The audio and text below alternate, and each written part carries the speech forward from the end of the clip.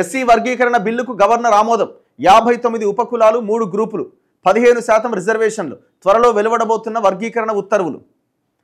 మొత్తం 3 బిల్లులు గవర్నర్ దగ్గర ఉన్నాయి. 2 బీసీ బిల్లులు, ఒక వర్గీకరణ బిల్లు. నిన్ననే వార్త వచ్చింది, గవర్నర్ ఇంకా తన దగ్గరే పెట్టుకున్నారు, పంపిస్తలేరు అట్లా ఇట్లా అని, ఆమోదం తెలపట్లేదని. మొత్తానికి ఎస్సీ వర్గీకరణ బిల్లుకేమో పార్లమెంట్ అవసరం లేదు, ఎందుకంటే సుప్రీంకోర్టు డైరెక్షన్తో ఇక్కడ జరిగినటువంటి బిల్లు కాబట్టి, ఇక్కడ వచ్చినటువంటి బిల్లు కాబట్టి మళ్ళీ అదేం కేంద్రానికి పంపించారు. బీసీ బిల్లులు మాత్రం కేంద్రానికి పంపించక తప్పదు, ఎందుకంటే పార్లమెంట్లో ఆమోదం పొందాలి. అది 9th షెడ్యూల్ ఇంకోట పార్లమెంట్ డిసైడ్ చేయాలి.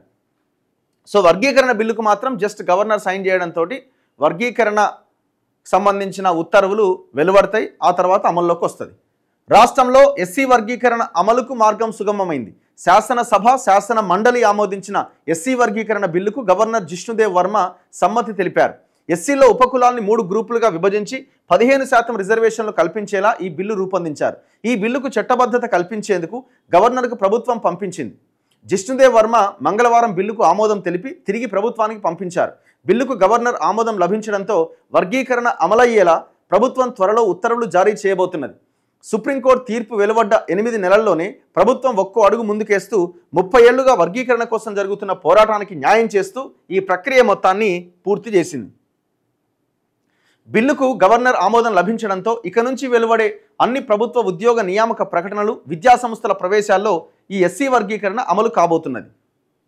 ఉపసంఘం ఏకసభ్య కమిషన్ గత ఏడాది ఆగస్టు 1వ తేదీన వర్గీకరణకు అనుకూలంగా సుప్రీంకోర్టు తీర్పు వెలువరించింది. వర్గీకరణ అమలు చేస్తామంటూ ఆ రోజే ముఖ్యమంత్రి రేవంత్ రెడ్డి శాసనసభలో ప్రకటించారు. సో ఇట్లా ఇదంతా లాస్ట్ 2014 ఆగస్ట్ నుంచి జరిగినటువంటి పరిణామ క్రమం. తర్వాత ఏకసభ్య కమిషన్ షమీమ్ అఖ్తర్ నేతృత్వంలో వేసారు. ఆ ఏకసభ్య కమిషన్ కొన్ని వేల అప్లికేషన్లు వచ్చినాయి. దాని తర్వాత ఒక రిపోర్ట్ ఇచ్చింది. ఆ రిపోర్ట్కి అసెంబ్లీలో పెట్టి దాన్ని ఆమోదం తెలిపారు. దాని తర్వాత బిల్లు తీసుకొచ్చారు, ఆ బిల్లుకు కూడా ఆమోదం తెలిపారు. ఇప్పుడు దాన్నే గవర్నర్ ఆమోదించింది, సైన్ చేసి మరికొద్ది రోజుల్లో ఉత్తర్వులు కూడా రాబోతున్నాయి. ఎట్లా ఈ వర్గీకరణ ఎట్లా జరిగిందంటే గ్రూపుల వారీగా ఎస్సీ జనాభాను డివైడ్ చేశారు. గ్రూప్ 1లో 15 కులాలు ఉన్నాయి, గ్రూప్ 2లో 18 కులాలు ఉన్నాయి, గ్రూప్ 3లో 26 కులాలు ఉన్నాయి. ఇది సామాజిక, ఆర్థిక అన్ని రకాలైనటువంటి అంశాలని అత్యంత వెనుకబడ్డ అన్ని రకాల ఇంతవరకు ఎలాంటి ఫలాలు అందుకోనటువంటి కులాలని గ్రూప్ 1లో, ఆ తర్వాత గ్రూప్ 2 మాదిగ ఉపకులాలు, గ్రూప్ 3 కొన్ని మాల ఉపకులాలు ఇట్లా చేర్చడం జరిగింది. ఈ వర్గీకరణ జరిగింది. గ్రూప్ 1 ఏమో సామాజికంగా, ఆర్థికంగా, విద్యాపరంగా అత్యంత వెనుకబడ్డ కులాలు.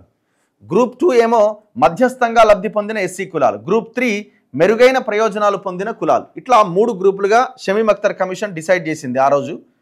కులాల సంఖ్య ఫస్ట్ గ్రూప్లో 15, గ్రూప్ 2లో 18, గ్రూప్ 3లో 26. జనాభా విషయానికి వస్తే ఇది కేవలం 2011 క్యాస్ట్ సెన్సస్ ప్రకారమే ఈ ఉత్తర్వులు వచ్చినాయి. ఈ వర్గీకరణ జరిగింది. 2011 ఎస్సీ జనాభాలో మొత్తం 3.288% ఈ గ్రూప్ 1లో ఉన్న కులాలు ఉన్నాయి, 62% గ్రూప్ 2లో ఉన్న కులాలు ఉన్నాయి, 33% గ్రూప్ 3లో ఉన్న కులాలు ఉన్నాయి. గ్రూప్ 1కి 1%, గ్రూప్ 2కి 9%, గ్రూప్ 3కి 5%, మొత్తం 100%.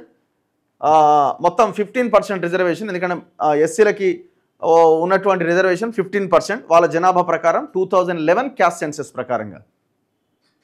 మొత్తం కులాల సంఖ్య 59. ఎవరెవరు ఉన్నారు ఏందనేది మనకు తెలుసు. గ్రూప్ 1లో బావురి, బేడ, బుడగ జంగం, చాచటి, డక్కల్, డొక్కల్వార్, జగ్గలి, కొలుపుల్వాన్లు, పంబాడ, పంబండ, పంబాల, మాంగ్ గరోడి, మన్నే, మష్తి, మాతంగి, మెహతార్, ముండాల, సంబన్, సప్రు. ఇట్లా మందకృష్ణ మాదిగ గారు ఇందులో ఒక 2 కులాలు గ్రూప్ సిలో ఉన్నది తెచ్చి గ్రూప్ 1లో పెట్టిరు అనేది ఆయన ఆర్గ్యుమెంట్ నడుస్తూ ఉన్నది. సరే, ఏది ఏమైనా ఒక 90% వరకు పర్ఫెక్టే ఉందన్నది ఇంకొంతమంది చేస్తున్న వాదన. ఇట్లా జరుగుతూ ఉన్నది. కానీ అల్టిమేట్గా ఏదో ఒక సమస్యకైతే ఒక పరిష్కారం అయితే దొరికింది. మరి దీన్ని ఇంకా ముందుకు తీసుకెళ్ళి ఇంకేదన్నా పోరాటం అంటారా, లేదు ఇక అయ్యిందేదో అయిపోయింది, మనం రాజ్యాధికారం కోసం కొట్లాడాలా, లేదు మాదిగలని, బీసీలను అందరినీ, ఎస్టీలందరినీ కలుపుతూ ఒక బహుజన రాజ్యాధికారం దిశగా ముందుకెళ్లాలన్న ప్రయత్నం చేస్తారా ఈ నాయకులు అన్నది చూడాలి. మరి ఇక గ్రూప్ 2లో 18 కులాలు ఉన్నాయి. అరుంధతీయ, బైండ్లా, చమర్, మోచి, చమర్ రవిదాస్, చమర్ రోహిదాస్, చంబర్, చండాల, దందాసి, డోంబర, పైడి, పాను. ఎల్లమ్మల్వార్, ఎల్లమ్మలవాన్లు, గోడారి, జాంబవులు, మాదిగ, మాదిగ దాసు, మస్తీన్, పామిడి, పంచమ, పర్య, సమగర, సింధోళ్ళు, యాటల, వల్లువన్. ఈ మొత్తం 18 గ్రూప్ 2లో. ఇక గ్రూప్ 3 విషయానికి వచ్చేసరికి 26 కులాలు ఉన్నాయి. ఆది ఆంధ్ర, ఆది ద్రవిడ, అనాముక్, ఆర్యమాల, అర్వమాల, బారికి, బ్యాగర, బ్యాగరి, చలవాడి, డోర్, ఘాసి, హడ్డి, చాచండి, గోసంగి, హోలయ, హోలయ దాసరి, మాదాసి కురువ, మాదారి కురువ, మహర్, మాల, మాల అయ్యవార్, మాలదాసరి, మాలదాసు, మాల హన్నాయ్, మాల జంగం, మాల మస్తి, మాల సాలే, నేతకాని, మాల సన్యాసి, మిత అయ్యల్వార్, పాకి, మోటి, తోటి, రెల్లి. ఇట్లా 26 కులాలు ఇందులో ఉన్నాయి. ఇది ఎస్సీ వర్గీకరణకు సంబంధించి దాదాపు ఒక 30 ఏండ్ల పోరాటం. ఇది 30 ఏండ్ల ఎంఆర్పిఎస్ మందకృష్ణ మాదిగ ఇంకా ఆయనతో పాటు పనిచేసిన ఎంతోమంది, దాదాపు 6 ఏకంగా ప్రాణాలే కోల్పోయారు ఇందులో. అసలు యాక్చువల్గా ఈ పోరాటం చేసిన వాళ్ళతో పాటు అమరవీరులు ఎవరైతే ఉన్నారో వాళ్ళు ప్రాణత్యాగం చేసిన వాళ్ళు, అందులో పోరాటం చేసిన వాళ్ళు కూడా చాలామంది ఉన్నారు. సరే, కొంతమంది మందకృష్ణతో ఉన్నారు, తర్వాత వెనక్కి వచ్చిరు, వాళ్ళు వేరే ఆర్గనైజేషన్ పెట్టుకున్నారు. ఏదైనా ఉండొచ్చు, కానీ అందరూ కలిసి అల్టిమేట్గా అందరి యొక్క ఆలోచన వర్గీకరణ అంశమే.